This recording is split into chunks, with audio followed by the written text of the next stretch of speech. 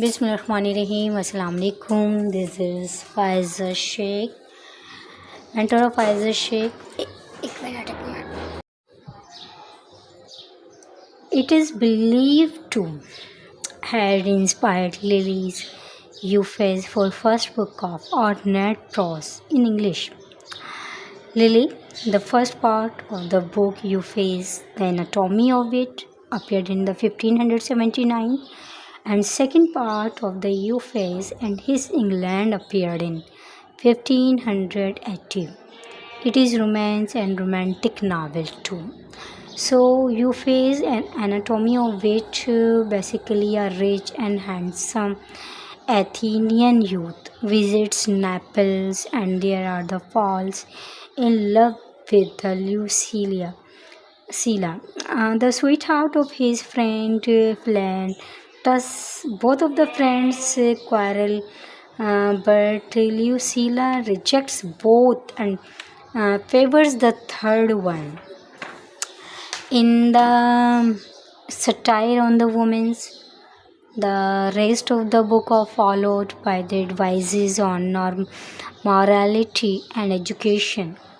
So here I'm going to discuss the Euphrates and his England. Basically, the second part is dedicated to the ladies and gentlemen of England who are highly praised for the beauty and the virtues. In the later part of his parties, England, her people, queen, and universities. It is not matter, but its manners of the fascinated the Lily's contemporaries. Euphusium became a craze with court ladies and the fashionable gentlemen, and he began to repeat. He is maintained the balance of the antithesis and the alliterations in his style. So he is used comparisons like simile and metaphor. Now discuss the Sydney. He is the author of the Arcadia book. Sydney's Arcadia was published posthumously, written after author death in 1590. He was inspired by the Greek romance Heliodorus of Syria, 3rd century. It is pastoral romance which Sidney wrote to entertain his sister, the Countess of the Pembroke. It is a fantastic story of kings, courtiers, princes, and princes in the land of the enchanting. Pastoral beauties of the Greek Arcadia is the very paradise on earth. Just like Euphrates, it is the style of the book that arrests of attention. It is highly poetic with touch of the figure of speech, especially pathetic fallacy. On the whole, both Euphrates, Arcadia are curious cities of the literary history for the mad number of the significant contributions in prose style in the fictions too. So other writers of the fiction, Lodges, Green, Nash, Delaunay, some of advance in the storytelling was made by the Lodge and Greece. Both were imitator of the Lily. So now next is the pamphleteer. So here going to discuss the pamphleteers. The pamphleteer was the form of the prose written during his period, and these were written on almost all the subjects, especially about religious, political, and literary controversies. Martin Marpallet controversy was the most famous among these, which centered around his episcopacy, government of the church by the bishop or Marprelate published a series of the pamphlets attacking the episcopacy. He was a favored Puritan who opened the episcopacy. The bishops also replied in the same manner through the some gifts. Writers Lily, Greece, Green Lodge, and Nash, etc. So Richard Hooker, this religious controversy, episcopacy, has little to do literature except the fact that it exercised the power of England. Prose in the language brought satirical humor and strong criticism. It provoked the Richard Hooker to return his the monumental book of the law of the ecclesiastical policy of laws of the ecclesiastical policy. Basically, it is sober, dignified, and closely reasons defends the Church of England and episcopacy. It is not just theology, but theology broad based upon philosophy. He had pillar of the tolerance, understanding, and freedom. His language is simple with sentences having subdued poetic rhythm. It is a standard book of the theology as well as the classical of the English prose. So now discuss the one of the dominant and very means wealth personality Francis Bacon. His era was 1561 till 1626. He is writer of the most remarkable prose piece, Bacon Essays.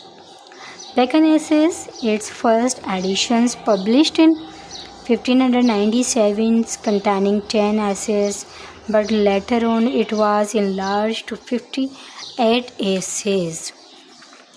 The essays are as Bacon called them counsels, civil and moral. They are full of practical wisdom designed to help in the successful conduct of life. It is frankly worthy wisdom without my parents of idealism. Bacon is considered as the meanest person who had risen to high office of Lord Chancellor and was convinced to the bravery and embezzlement, but the faults of his character should not blind us in his merits and writer.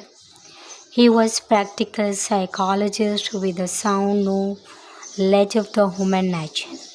His style is more impressive than even his matter in the essays. His essays are written in the small sentences that are deep enough to be called and maxims and the proverbs to the extent that these can be futures expanded to book. So most of the time his essays are supported by the quotations from the Latin. The title of essays are believed to be taken from the Montaigne essays, French writers which appeared in the 1580s and was not translated till 1603. There is this similarly of titles apparently, and Bacon's are impersonal and aphoristic. There is one essay of Bacon of Gardens which is personal and reveal his delight in the garden. The minor literary works of Bacon, New Atlantis, which is just another utopia describing an imaginary island in the Pacific inhabited by the scholars and scientists. Bacon's principal philosophical works are Advancement of the Learning in English and Noviums or Gnums in Latin. Literary criticism. Literary criticism was rarely found in the Middle Ages, but during great Elizabethan periods, we find quite number of the critical works, the most important of which Sydney Apology for the Poetry. Sydney Apology for Poetry.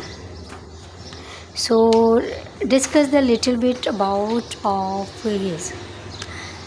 Stephen Gossens, who felt to be a poet and dramatist, attacked all poetry and plays in the schools of abuse, which provoked the Sydney Apology for Poetry, which was published immediately after Gassen's criticism, but was published after his death in 1595.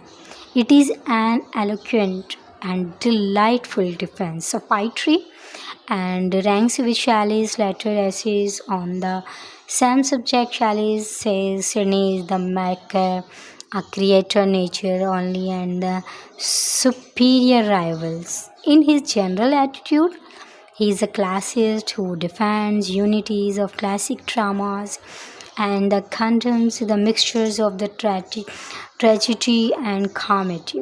He so now discuss the historical literature of Francis Bacon. As you know, the remarkable writers of historical literature during this period are Hall, Hollished, and Storm.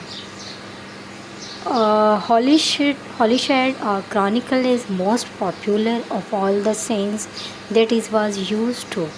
Used by the Shakespeare for by his plays.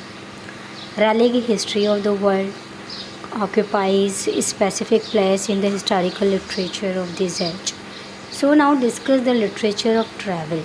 Richard Hawkleyot, a clergyman and is a wizard to the English ambassador in France, collected all the reports of English adventures of high seas and published his famous compilations with the age of the principles of the navigations, voyage and discoveries of the English nation made by sea or over land of the most remote and farthest distance quarters of the earth and any time within the compass of these 1500 years. Translation: the most scholarly and most prolific translator of this age is Fleming Holland, who translated Pliny, Plutarch, and etc. But Sir Thomas North's translations of the Plutarch's Lives of the Noble Grecians and the Romans and John's Florio translation of the Montaigne's essays are most popular and impressive. These translations are so fluent, vigorous, and eloquent that they are read like original masterpiece with all these original charms. Shakespeare used North's translation of the Plutarch, Lives of the Noble of the Grecians of the Romans, for his Roman plays and borrowed not only the stories but sometimes the very words of it. So this is all about of Elizabethan prose. This is very elegant and remarkable piece of that era. So I hope you have been understood. You will give the feedback. Mostly people they are watching and subscribing, liking and sharing. I am very happy of all of those. Okay like करें, share करें, subscribe करें. इंशाल्लाह new videos में new thing, new sense and new conceptions I will discuss with you. अल्लाह हाफ़िज़.